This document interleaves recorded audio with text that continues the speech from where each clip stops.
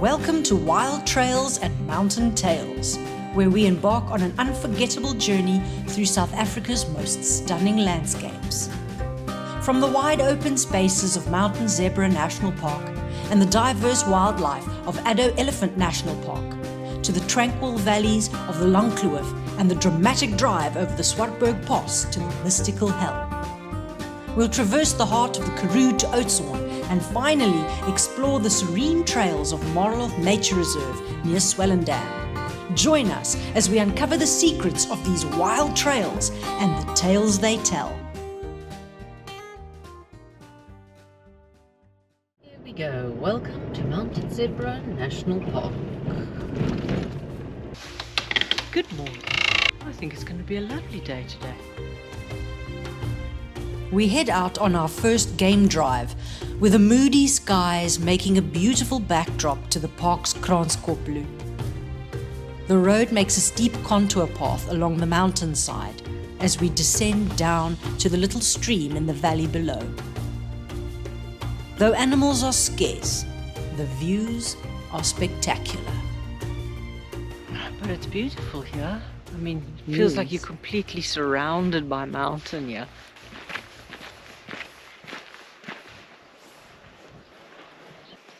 Quite nice in summer, and you can swim across here and put your towel on the rock there, and oh, must be nice.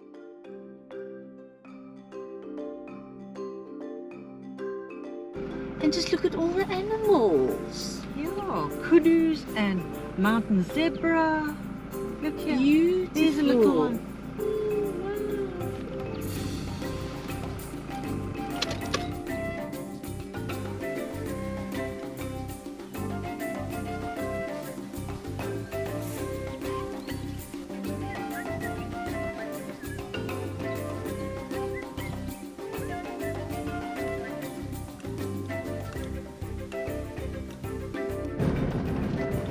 Well, the eland sighting so close to the road was fantastic.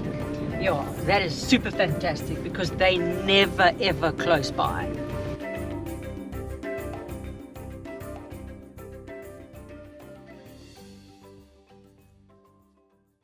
Good morning! We're on our way to Nieu-Bethesda. The little village of Nieu-Bethesda, like many other Karoo villages, was founded as a church town in 1875. Today, it is home to a thriving artist community, but is best known for the Owl House, home to the late Helen Martins.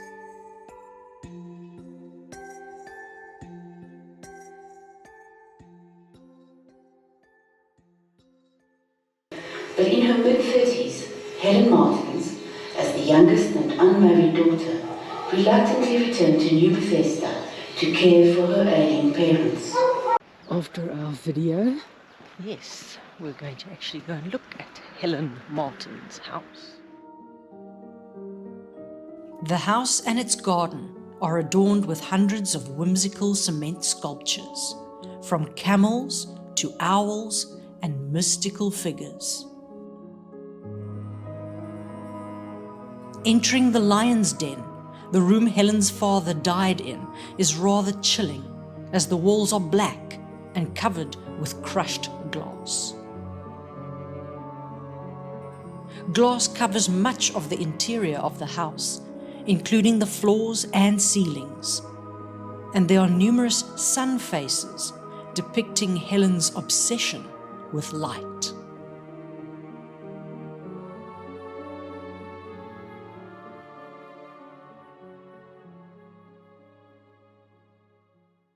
Welcome to Addo Elephant National Park. The weather is coming. Okay, now check in and put up tent, put up tent, put up tent. Yes, very swiftly. Everything's up and everything's in the tent and our chairs are up and sides are up. So let's see how long this thing goes before it starts leaking. But should we have some coffee? Should I get coffee things? Oh, please. After a restoring cup of coffee, we head out into the game area, where we encounter a lone buffalo along the road. A little way further and the elephants emerge. They're not put off by the rain.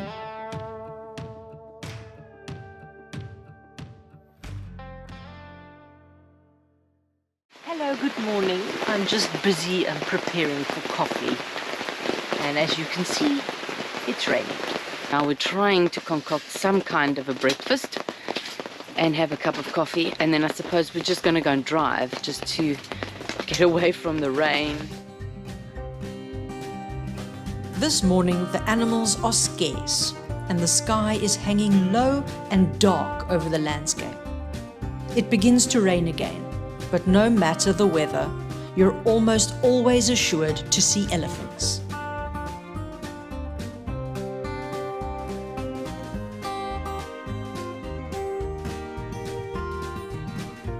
As we approach Swartberg Dam, the weather seems to be improving, but there are no animals at the dam, so we move on to Jack's picnic site.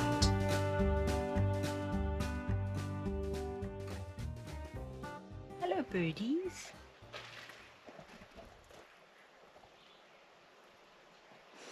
They are going to wait for the crumbs.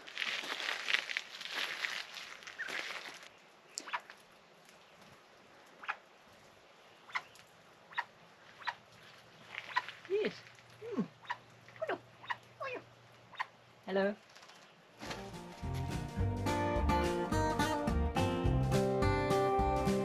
After our picnic, we head a little way further south in the park, but the weather seems to be closing in again, and we decide to head back to camp.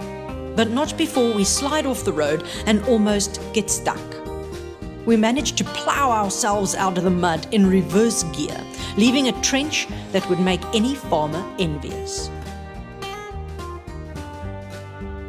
After the adrenaline rush, we ease back into the game drive mode, where we spot a jackal feasting on insects, foraging warthogs, and the ever-present elephants.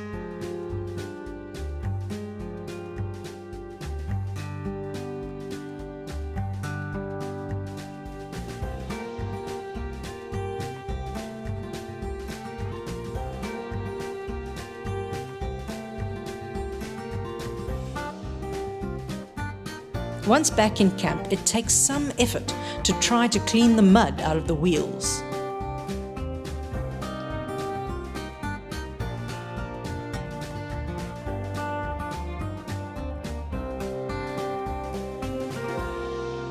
I just stick my hands into the wheels and try and dig the clay out. A new day, and we begin to pack up camp. Now the sun is out. Now that we have to leave. Typical. But we gather our gear, always mindful of the thieves in the trees. Heading out, something feels off. A vibration in the steering, a pull to the left. It's the kind of thing that gnaws at your mind. And we can't help but wonder if it's a consequence of our struggle in the mud. But we press on to the Tsitsikamma. Now, I'm busy trying to get all that mud that was still caked in the wheels and see if that maybe threw the wheel balance off. Hamilton is rattling and wobbling, and the bonnet on the left-hand side is going woo, woo, woo, woo, woo, woo, woo. I don't know why. I literally had to take this tent peg puller outer thing and hook it into the mud and then pull, and then there are these huge thick pieces of mud that's like cement with stone and everything in that came out of the wheel. The whole entire wheel inside, the brakes, everything was coated in these like rock solid pieces of mud. So I've almost got it all clean. So we hope that will sort Hamilton's wobble out. I'm going to throw another bucket. Yeah. Well, after your bucket, you must come for breakfast. After a rather cold overnight stop in the Tsitsikamma, we move on, heading the Little Karoo. First have to see if Hamilton's wheel is going to be any improved after I, dug off all the mud. So far, Hamilton has been behaving himself extremely well. Yes. So that is one good thing. So fantastic. It must have been all that mud that was just caked over everything. It's just like you can't understand what that mud does. It's just amazing. With Hamilton's wobble finally sorted out, we can now confidently head down the Lang Kloof to Oudtshoorn.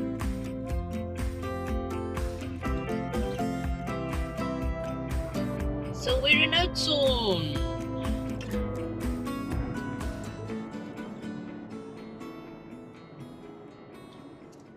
So, new day.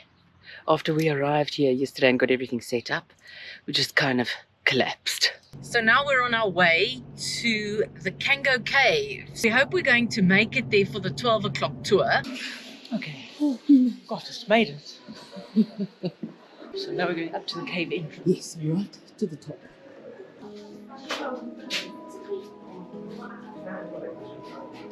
Welcome in the Cango Caves. We start our heritage tour through the Cango Caves by taking the staircase down into the first chamber.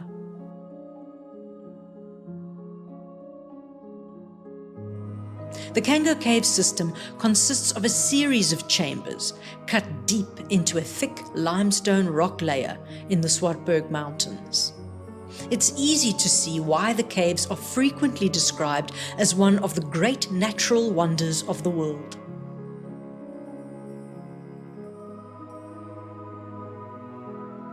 These caves are the biggest show cave system in Africa and South Africa's oldest tourist attraction.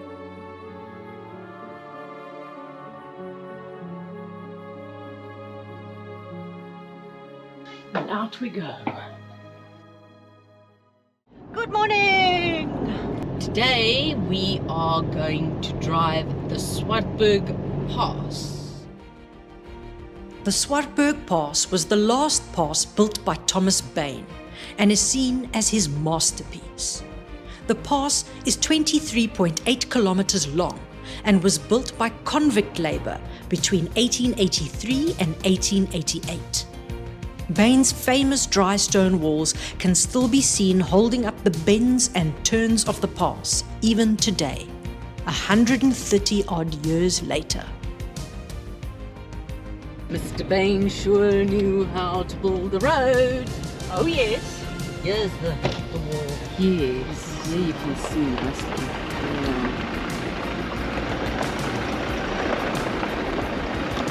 Swellendam. I think let's stop here, shall we? By Swellendam.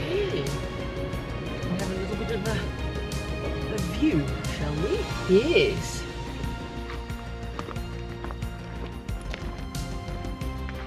Wow, it's beautiful from up here. Oh wow, look at the view down from this side. Come, let's check.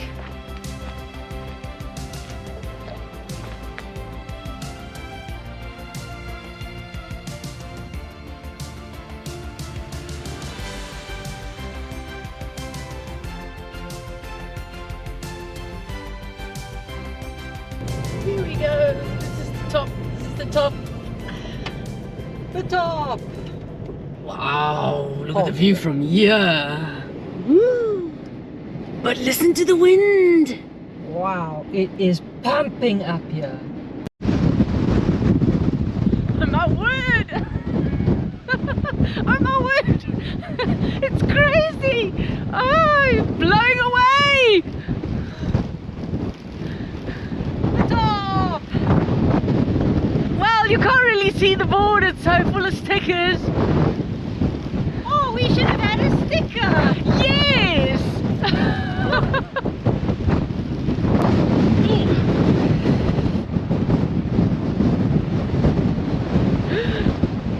Mind! I'll open the door for you. Okay, okay. Go! Here it says, dangerous road for 48 kilometers. Use at own risk. And there's the board, Gamkaskloof, as the hell.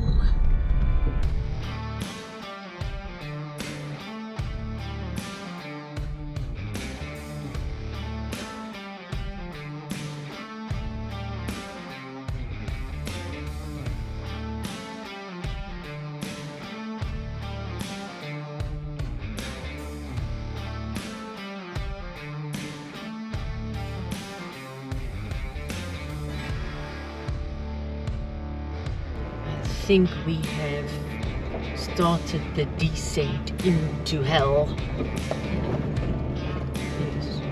Yeah, I think this is I the think last this is bit. the There it last is. bit. Yes, there's the kloof. You can Yes. see it now from there.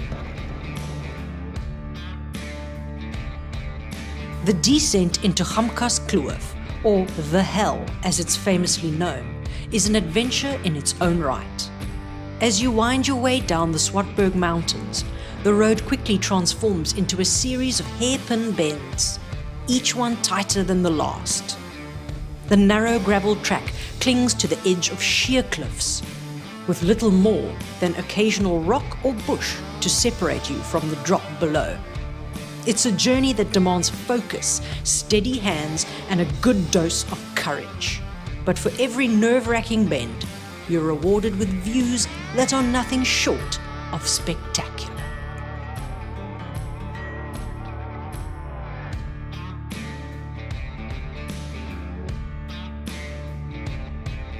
Welcome to hell.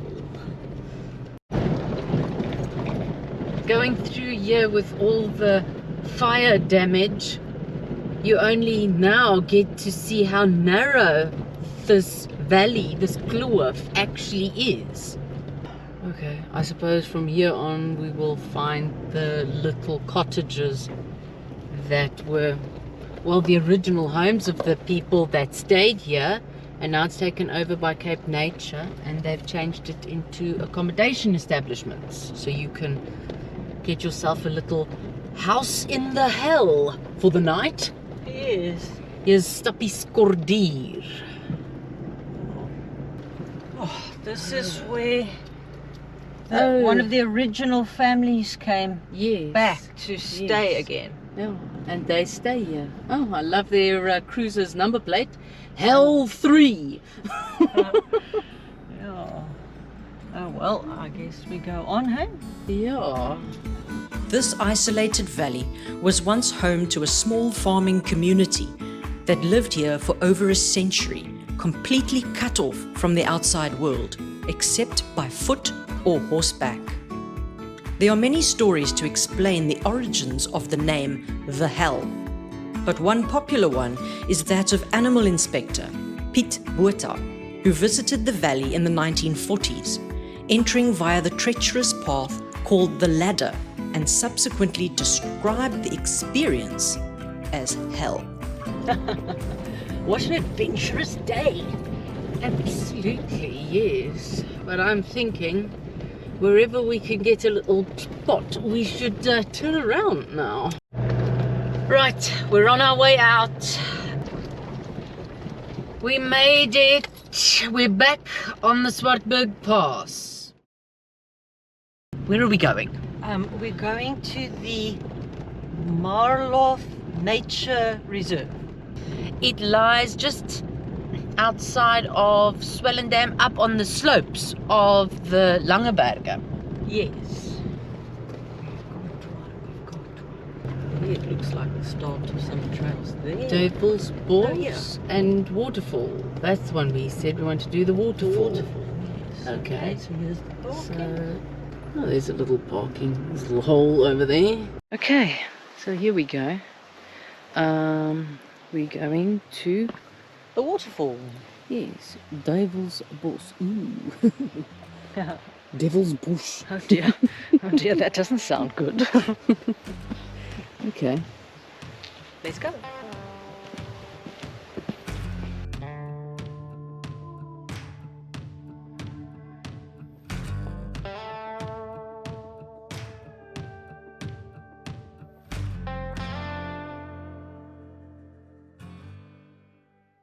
Okay, so after lunch, we've come up the road from down there, where we had a little picnic, to this Colonies Bos. It's apparently a circle route. It's supposed to be like what? 2 hours? No, it's Or what? An hour? it's an hour's walk, I think. Is it? Oh, Yes. okay. It's only an hour's walk.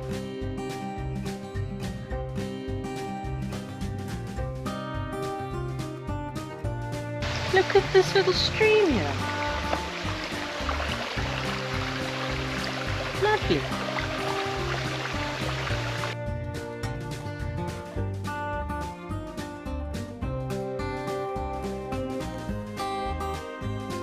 And that was 50 minutes we took to walk that. Are we going back to the car now? Yes. Are we going to go and have some coffee and cookies now? Yes, we can have some coffee and cake. Oh, good. Let's go. Until next time, thanks for watching. And now, back to that coffee and cake.